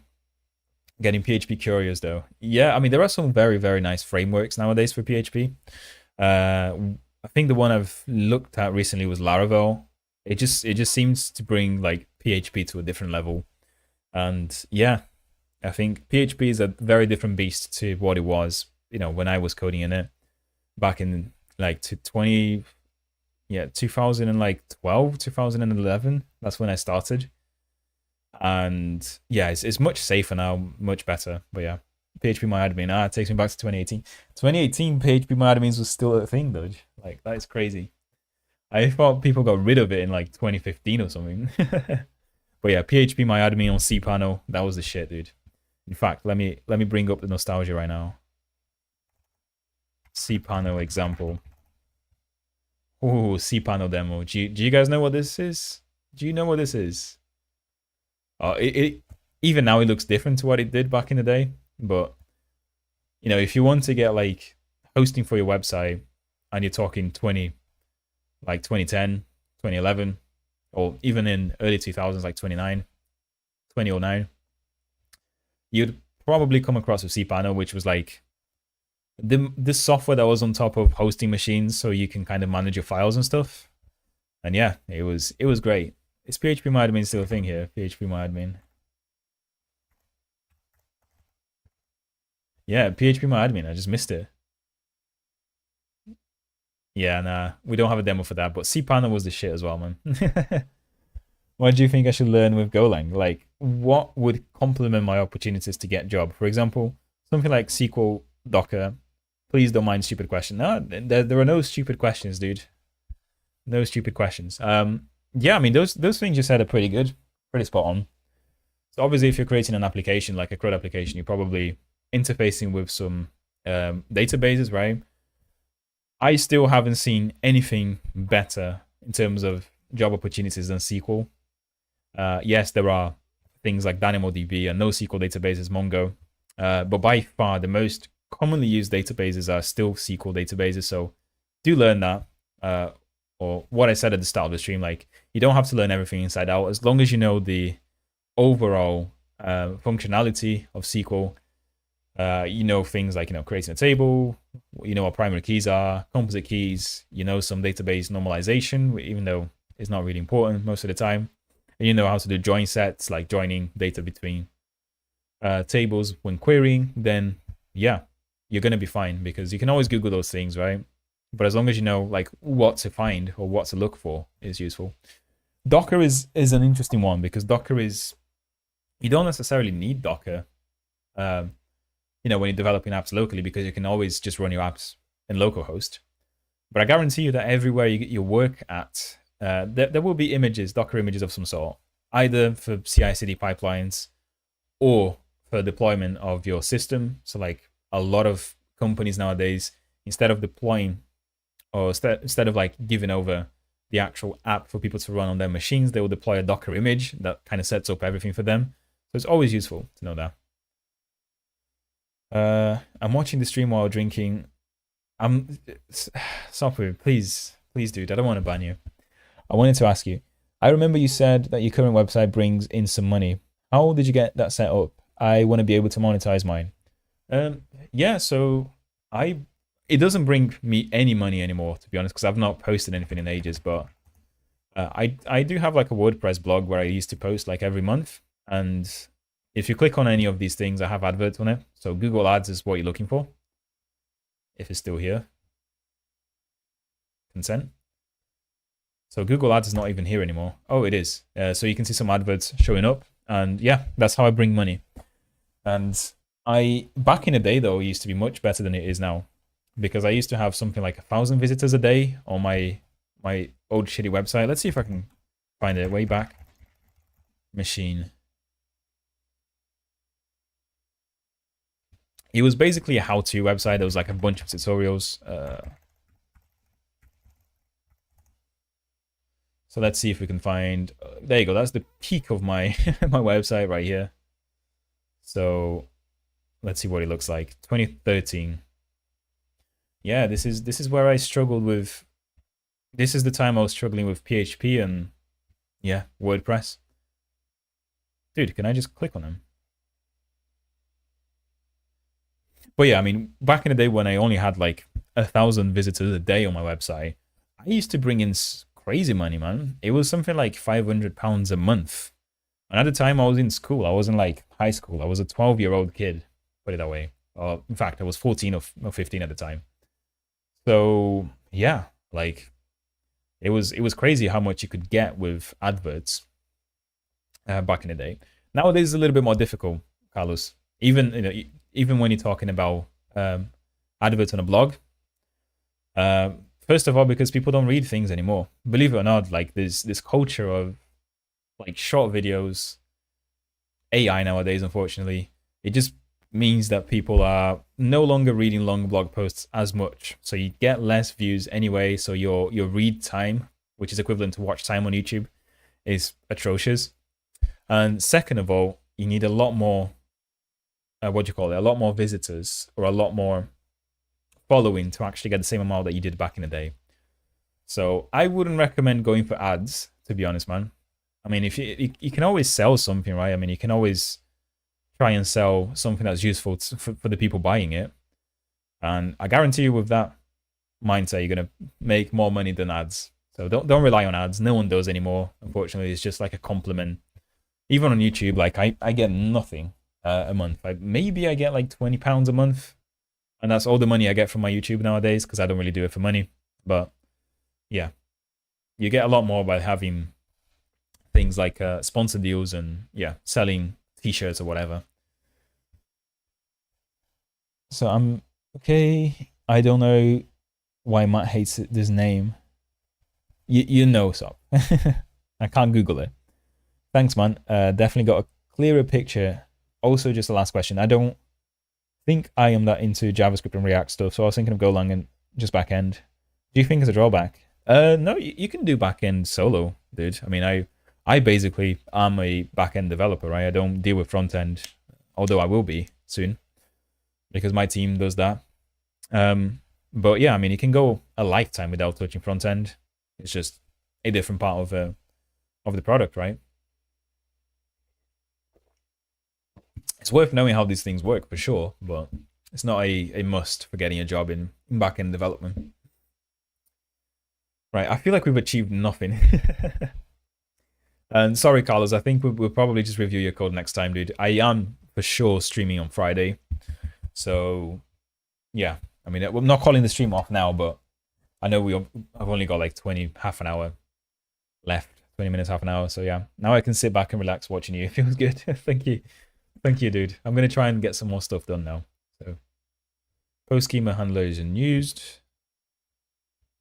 Yeah, so what I was going to do here is I was going to read the request body. So, Golang, read gin context body into buffer. So there you go. So that's what I meant. Like this particular line here, where we create a decoder and decode whatever we get from the user into the schema request. This is a one-shot thing. Once you read it from the buffer, it's gone because it transfers the ownership of the request body. I'm pretty sure that's what we do, and this just reinforces that.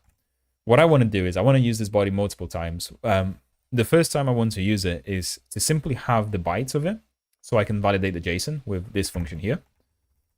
And then from that, I want to decode it into my add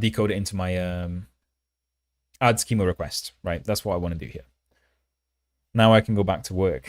Yeah. Sorry, Carlos. I did mean to do it, but we talked too much about random stuff. I didn't realize the time was already like nearly 9 here for me, which is, yeah. I'm trying to stream a little bit earlier now as well, because, you know, streaming from 9 to 10 every time I stream is rough, because I have to like kind of leave the stream, turn everything off, then do my chores before bed, and then that means I only go to bed at like 11, which is fine for most people, but I'm trying to sleep a little bit more healthily this year, because I'm shit at sleeping, to be honest, guys. I barely get like 7 hours of sleep every day, and most days I get even less than that, which is crazy, and it does affect my work for sure. So if you're a young person watching this stream, an advice for you is get some sleep, dude. Make sure you sleep well. Right, so request body. Should bind JSON, validate to new struct user. You can try this. Byte body, read all. No up closer.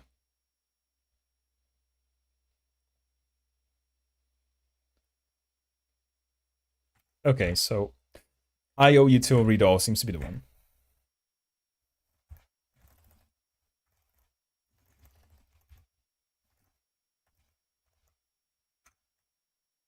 Okay, so there is already something here. IO read is deprecated. Sim IO read all, right? So we do that, and then we pass in the request body. So c.request.body. There. I guess this returns an error as well. So, right? Undefined error.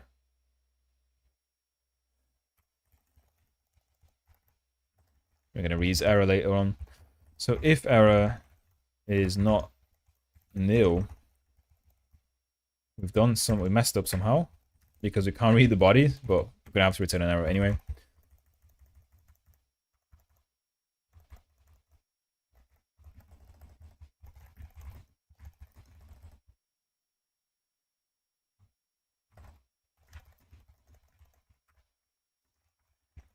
So we've got invalidation in the request body.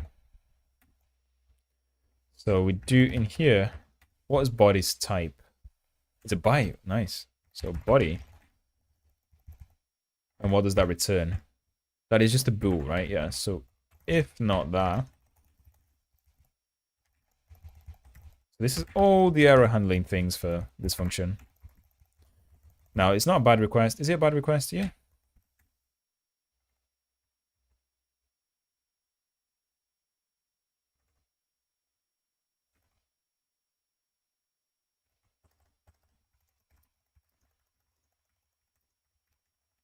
Gonna read a request body, and this is where we say invalid JSON given in request body. All right, good. So I have learned basics of Golang and control statements, Go routines, concurrency, channels, and stuff. You know more than me because I've never touched channels yet. I know what they are though, but there is not really any video resources for frameworks, Gin and stuff. What do you recommend? Yeah, as I said, I mean, you seem to be going on the right path, as in you're learning the main Golang stuff, like Go routines, channels. Make sure you learn like all types of channels in Golang.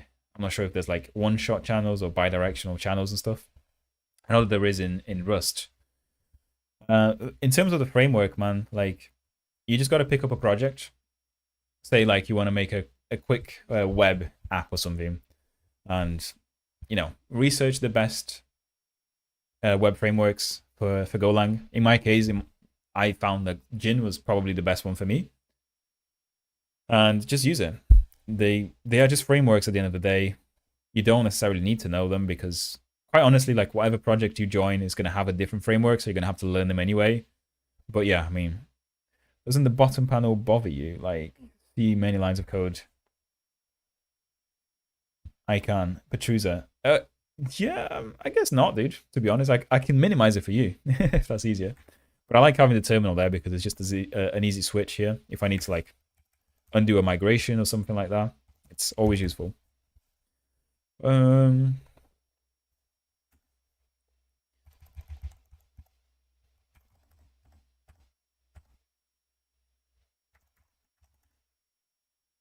now I want to be able to use the decoder here, right? So I'm gonna unmarshal Golang, unmarshal by buffer to struct.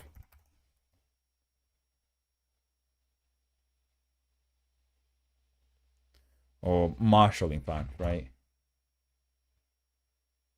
Structuring to byte. No. It's the other way. Marshal was right. It's possible to marshal JSON string representing a byte.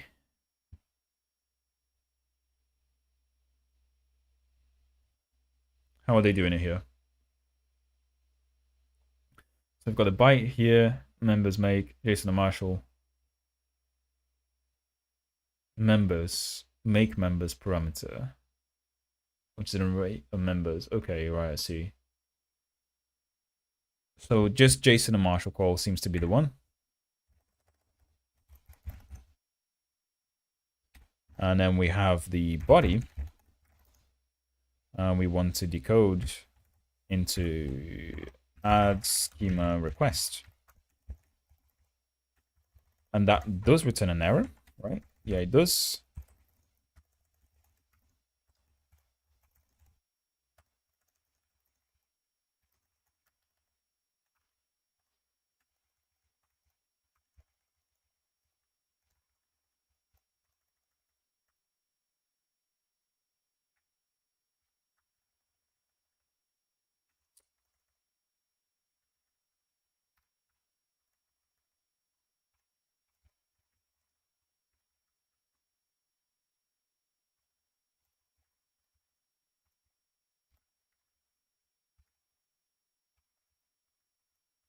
This should never happen though, for sure. Oh no, this should happen, yeah, because it could be a JSON but not a schema request, a valid schema request, right? Yeah. Two variables with JSON and marshal returns one value. What? Oh yeah, that. And we already have error defined here. So tomorrow I have a class, and we're doing Microsoft Word test. Stopper, dude.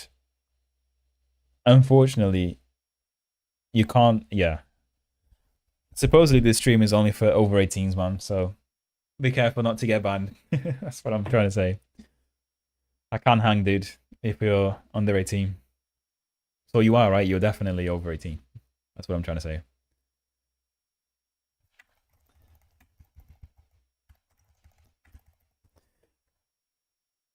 I don't wanna primogen it, basically.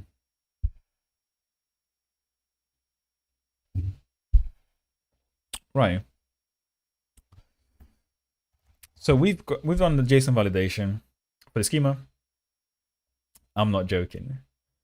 I know you're not joking, and I wasn't either.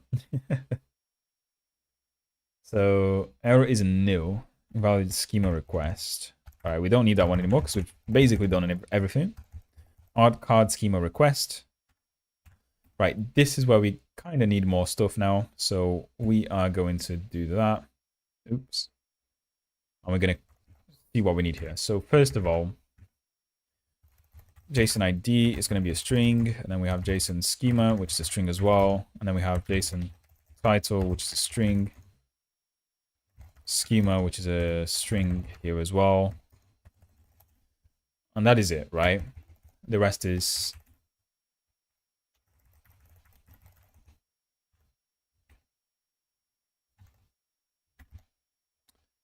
right, so that should really be this.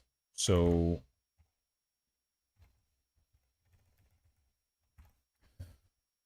I can get rid of this now.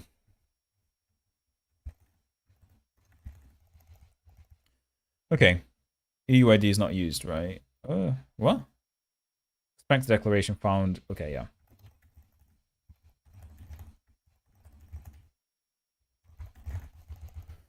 Right, so now we have a bunch of other stuff to kind of fit into this.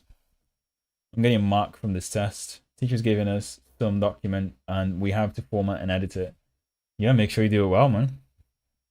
I was amazing on Microsoft Word. You should have seen my Excel skills though. My Excel skills at school was insane. I was simply the best at Excel in my school, entire school actually. Fun fact: I still use Excel spreadsheets to control every aspect of my life. Right. So now we need to do a bunch of these things in here. So JSON schema, we have JSON ID, we have JSON schema, which is already there. We have JSON title, we have the schema itself, and the card IDs, right? So in here we have JSON ID, JSON schema, and we have the JSON title, schema, and then lastly the cards, right?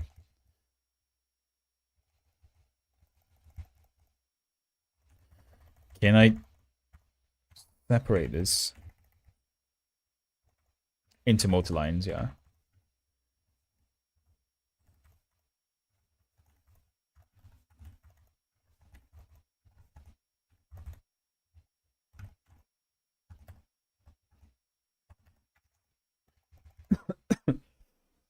Use Visual Studio to get some programming stuff on your project and do it through code, Sapu. Show them. Yeah. That sounds like a very complicated way to achieving an average grade.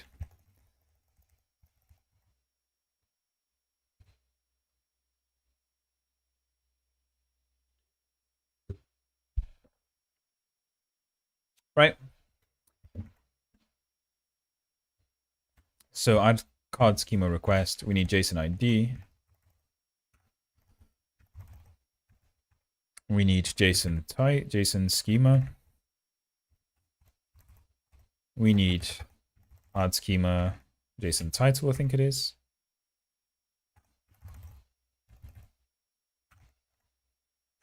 And the schema there, right.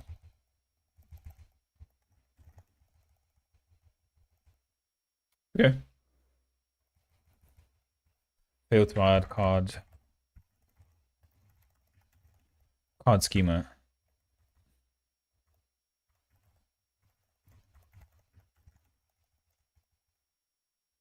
Now this is another thing. So card ID response. We have another type called card schema response, which is just going to return the ID to the user. And maybe the name as well, right? So no, just ID. So string JSON, and we have UUID, right? Now, where does ID get returned? So okay, add schema.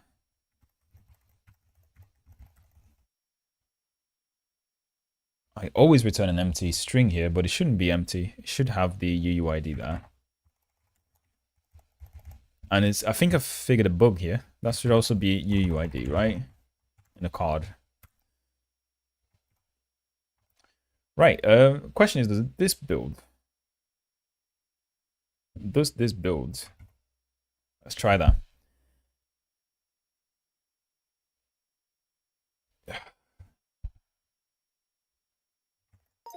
Doesn't always need to go on top now. Right. So if we do a Docker Compose up again, I don't really see anything in red here.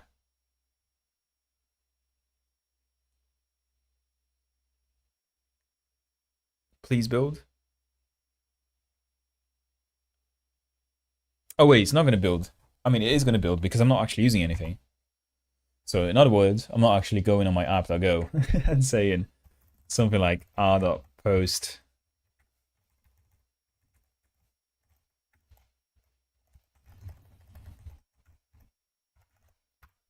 cards post card handler database, and I'm also not doing this card schemas post card. Hold on a second. Card schema.go. Admin app post schema handler, right?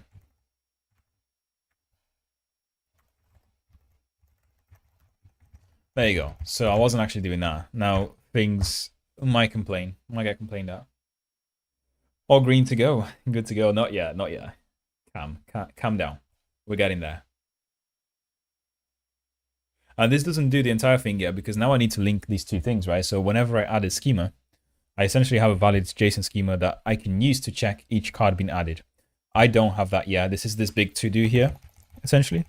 This is what we're going to do. But once that's done, I guess it means we're good, right? Yeah, let me figure how to do a Urchin admin, cards, add card, duplicate. We're going to add card schemas here, right? Schema.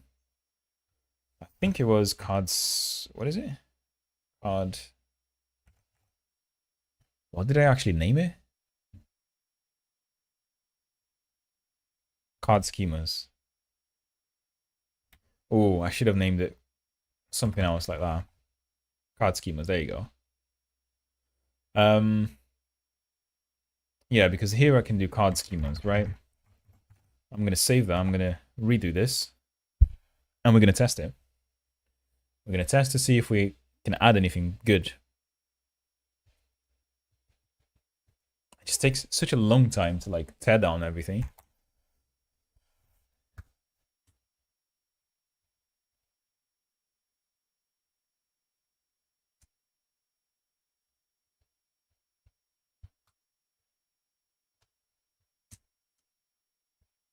Okay. So we've got that. If we look at the body, what do we actually need? I can't remember now what we need. But say we went to send this, should give us an error, right? So if we were to do this, what?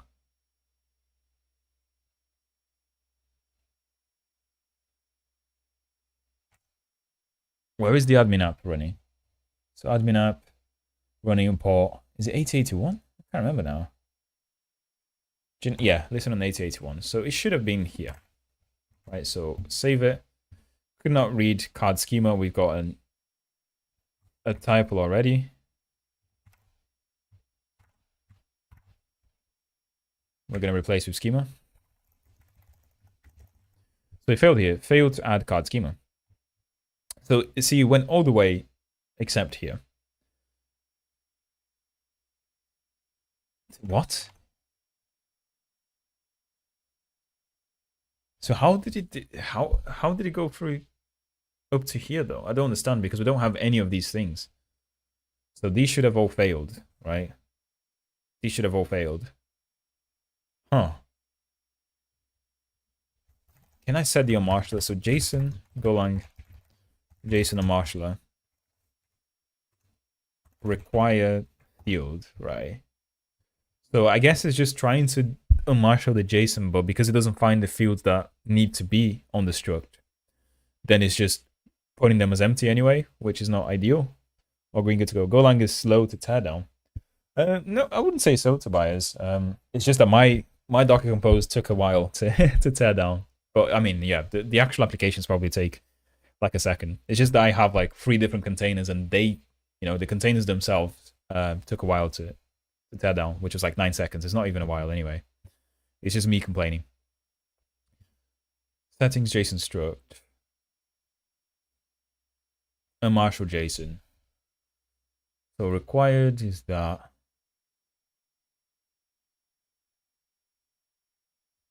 I swear there was a name. Your project required. Use reflect to check if the tag is assigned.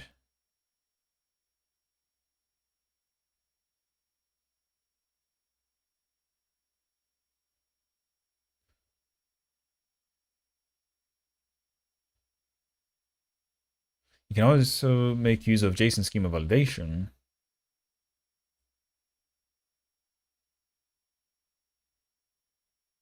Okay, so there is a library that kind of requires it.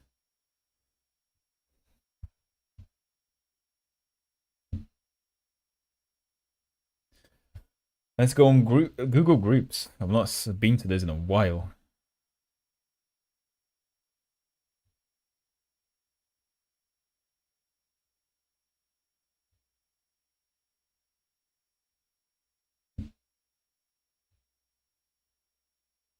Interesting. What about ChatGPT? What does it say? What does it say? How to use JSON.unmarshal.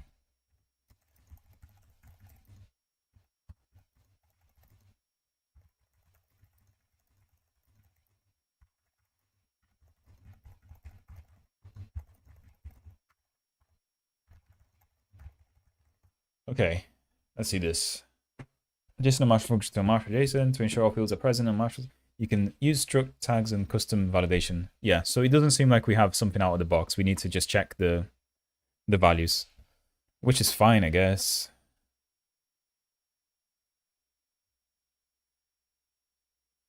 Yeah, so we basically got to check that they are not empty values, right? So whenever we validated that the JSON body is valid, we unmarshal it here. We do actually have to check everything, right? So we do something like, if not check values, check schema values.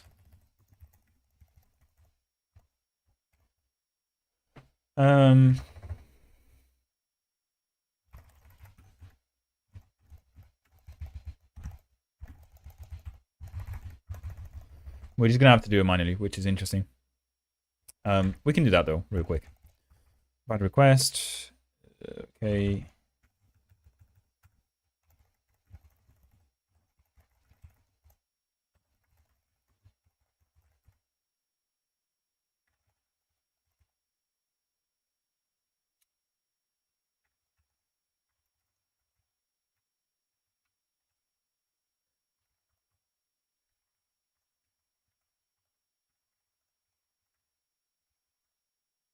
So add schema request for sure. And that is add schema request and returns a bool.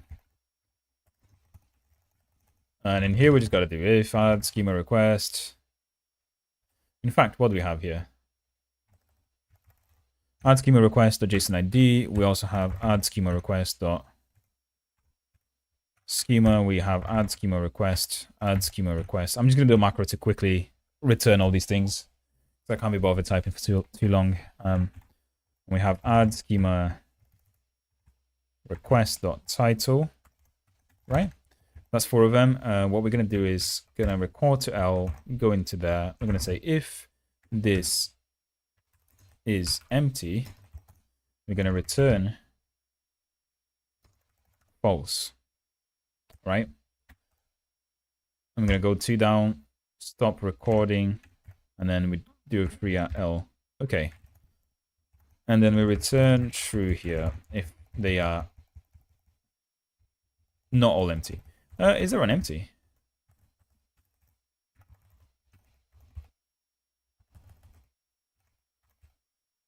It's empty, I think. Maybe not. Yeah. Okay, that's fine. We can just do that. Now, let's run this again. Gotta go. Thanks for the awesome stream. Thank you, Arkonath. It's a pleasure to join the stream again, dude. And I hope to see you again sometime in the future, man. Have a good week, yeah? I don't think I'll stream until Friday, so have a nice one, man. Docker compose up.